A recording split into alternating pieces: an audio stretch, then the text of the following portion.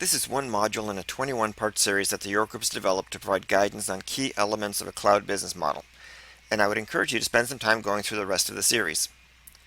A big issue for cloud solutions is partner margins or discounts. Both you and your partner need to make money out of this.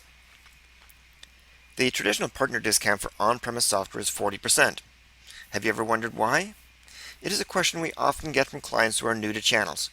Why should we pay resellers 40 to 50% when we only pay our salespeople 8 or 10% commissions?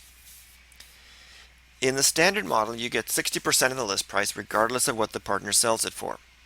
If the partner needs to offer a customer discount to get a deal done, that's their problem. Now, think about your business model and profit expectations.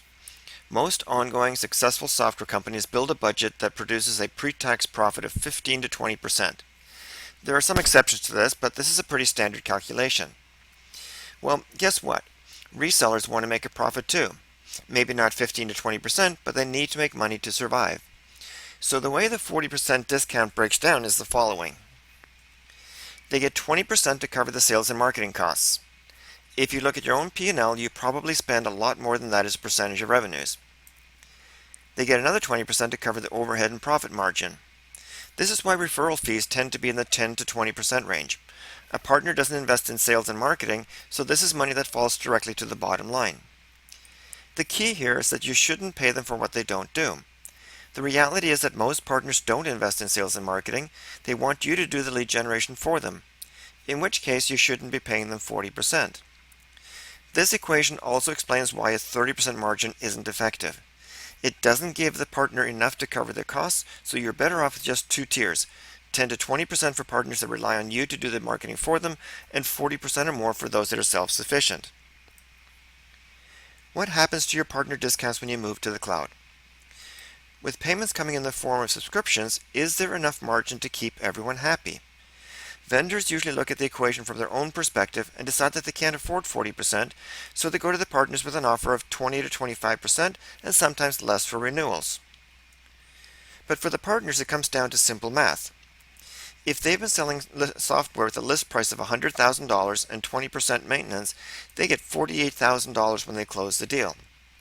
Now, look at the same transaction but from a subscription basis, where the typical conversion price leads to an annual payment of $53,000, and that includes maintenance. If the partner is lucky enough to get a 40% margin from you, and they can collect the first year up front, they get $21,000. This is why, given the choice, partners will almost always push the on-premises version.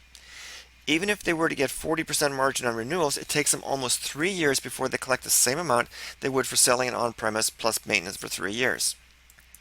In presenting a financial model to prospective partners, the margin from subscription sales alone will not make a compelling proposition.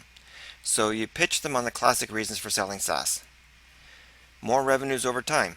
This is, after all, a recurring revenue model, so the $21,000 we used in our example would be paid out every year if the partner maintains a 40% discount, so eventually this produces a longer and better revenue stream.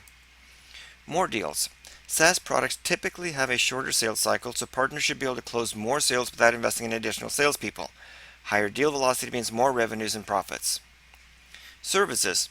For many SaaS solutions sold into the enterprise space, the services component will be more or less the same as with on-premise solutions, so add this in with the higher deal velocity and they can make a lot more money from services. But even with this, it can be tough to get the partners to look past the initial margin when the deal closes. The best argument is better street prices. Although the nominal discount for on-premise software might be 40 to 50%, price negotiations will normally result in a much lower street price and a lower margin on license sales for partners. In some cases, the actual margin may only be 10 to 15%, with partners willing to reduce the price in order to generate revenues from services. SaaS pricing is less likely to be discounted. As an example, if a partner gives a customer a 20% discount from list for on-premise, the net margin is only $20,000 plus the maintenance. All of a sudden, the margin in absolute dollars is much closer to that of SaaS, and now the other arguments of recurring revenues, higher deal velocity, and more services have much more impact. We have an industry standard for on-premise software. What is the industry best practice for SaaS? There isn't one.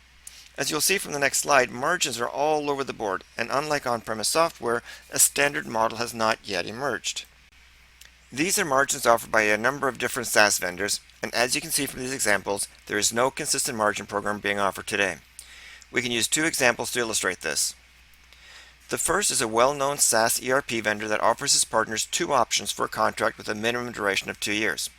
The partner can get 50% of the first year's subscription and 30% for the life of the relationship, not just the contract term but all renewals, or 100% of the first year and 10% of all renewals.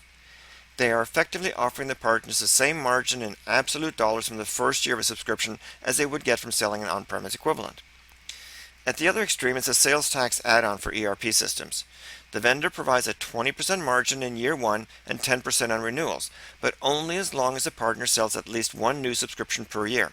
Otherwise, they stop getting the residual. So as you can see, margin programs range from 100% of the first year to not very much.